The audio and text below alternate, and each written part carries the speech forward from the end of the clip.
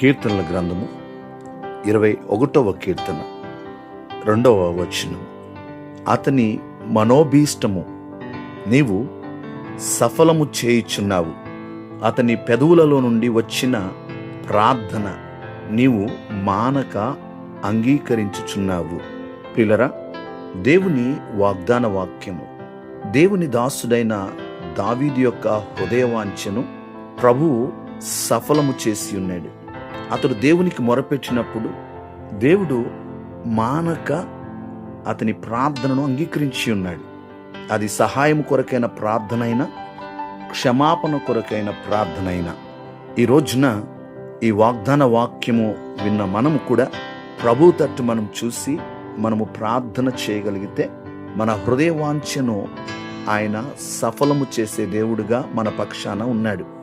ఆయన తన భక్తుడైన దావీదు ప్రార్థన ఏ రీతిగా అయితే మానక అంగీకరించి ఉన్నాడో, ఈ రోజున ఆయన రక్తములో కడగబడిన మన ప్రార్థన కూడా ఆయన మానక అంగీకరించి జవాబు అనుగ్రహిస్తాడు.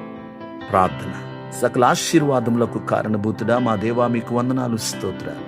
నీ భక్తుడైన దావీదు యొక్క హృదయవాంఛను నీవు తీర్చి ఉన్నావు. తన ప్రార్థనను నీవు అంగీకరించి తనకు సహాయం చేసి ఉన్నావు, తనని క్షమించి ఉన్నావు.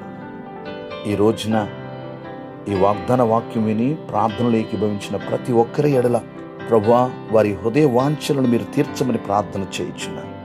ప్రభువా, వారి ప్రార్థనలు ఆలకించి వారికి జవాబు అనుగ్రహించమని, వారు చేయు ప్రతి ప్రయత్నంలో సఫలము దయచేయమని ప్రార్థన చేయించున్నాను.